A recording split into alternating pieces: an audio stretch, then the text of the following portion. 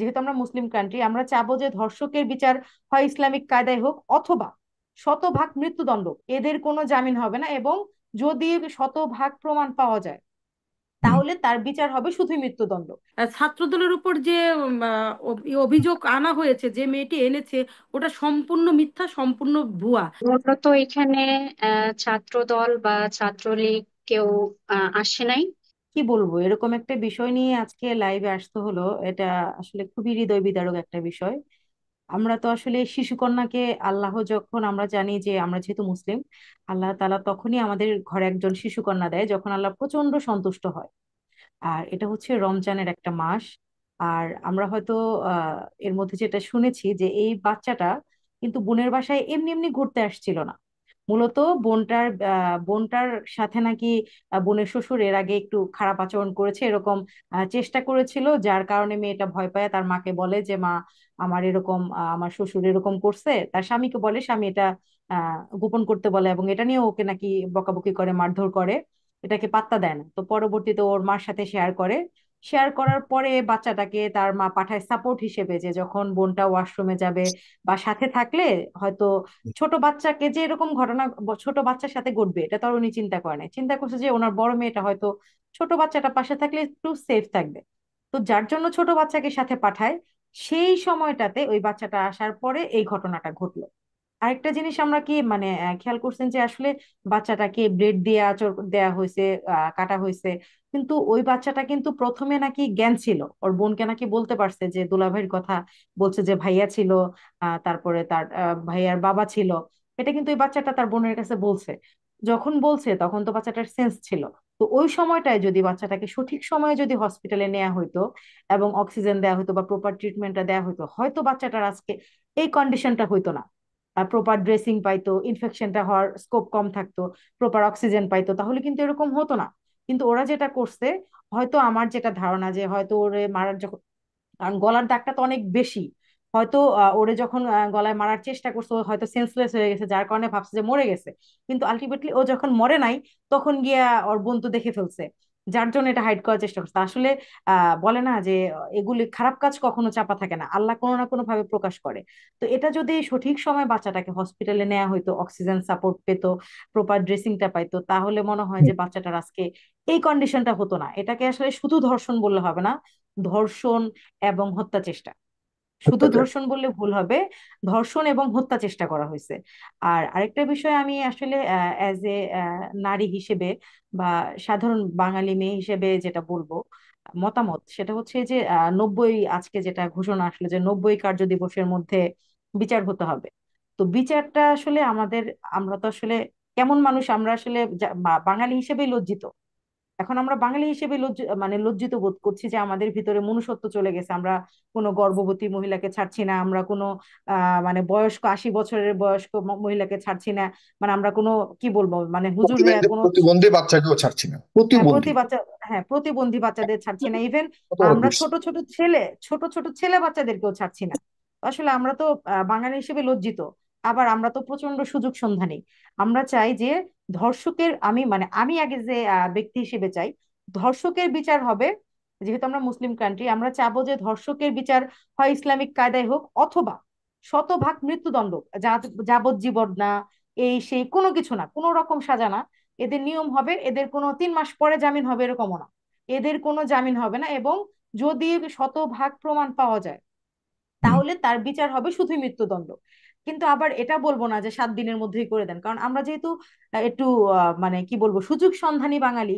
আবার এরকম না হয়ে বসে যে আমরা যার সাথে একটা ব্যক্তিগত শত্রুতা আছে, আমরা এই সুযোগে তাকে কোনোভাবে ধর্ষক বানায় বা কোনো রকম সিচুয়েশনের মধ্যে ফেলে তাকে কোনো, মানে নির্দোষ মানুষ যেন আবার এটার এই শর্টকাট বিচার দিতে যে যেন এটার জন্য নির্দোষ কোনো মানুষের জীবন, বা একটা পরিবারে যখন একটা মামলা হয় বা আসামি হয়, তখন একজন নির্দোষ মানুষই কিন্তু এরকম ঘটনা ঘটলে ওই সময় কিন্তু তার গায়ে লেখা থাকে না সে নির্দোষ না নির্দোষ না। তখন কিন্তু ঘটনা দেখায় যে না, সে দোষী। যেমন হয়েছে কিছুদিন আগে, একটা ছেলে মাকে হত্যা করে নাই, কিন্তু সে কিন্তু মায়ের হত্যাকারী হিসেবে আমরা কিন্তু সোশ্যাল মিডিয়ায় খুব প্রচার করলাম, পরে কিন্তু বের হলে যে না, ছেলেটা কিন্তু মাকে হত্যা করে নাই। তো সেই জন্য প্রপার তদন্তের প্রয়োজন আছে।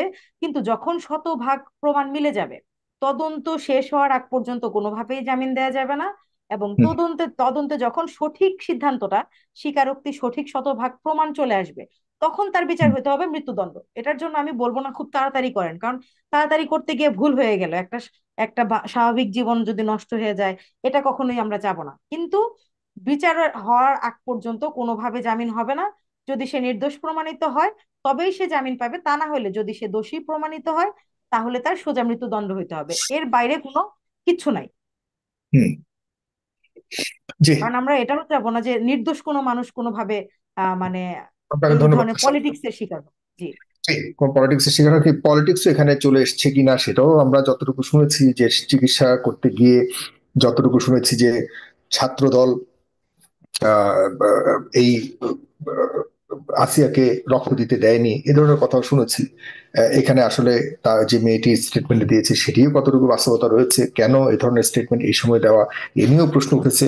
কেন রাজনীতি এখানে ঢুকে গেল, এ সঞ্জিতা সুমির কাছে যেতে চাই আগে। এটা তো সম্পূর্ণ মিথ্যা, এটা আমাদের আচ্ছা, সম্পূর্ণ মিথ্যা সানজিদাও কিনা, বলতে কারণ আমরা পারবে। শুনেছি এ নিয়ে গতকালকে বিতর্ক হ্যাঁ, হয়েছে। এই সানজিদাও বলতে পারবে, মুক্তাও বলতে পারে, যেহেতু ওরা প্রত্যক্ষদর্শী, ওরা ভালো বলতে পারবে যে ছাত্রদলের উপর যে অভিযোগ আনা হয়েছে, যে মেয়েটি এনেছে, ওটা সম্পূর্ণ মিথ্যা, সম্পূর্ণ ভুয়া। এটা কোনো রাজনৈতিক কেন উদ্দেশ্যে এনেছে কেন কিনা। আনবে তাহলে মেয়েটি, যদি সব ভুয়া হয় কেন আনবে? আমি একটু সঞ্জিতা সুমির কাছে শুনতে চাই, আসছি আমি। ওরা ওরা দুই বোন ভালো বলতে পারবে, আমার মনে হয় ওরা কাছে ছিল, ওরা ভালো বলবে। সঞ্জিতা সুমি আগে ইয়ের ব্যাপারটা বল। ধন্যবাদ।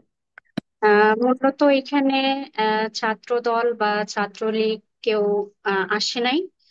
আমরা দুই বোন ছিলাম মূলত। ইতিমধ্যে হচ্ছে আমার বড় আপু আর কি মুক্তা চৌধুরী বলে গেছে, সবকিছু শেয়ার করে দিছে।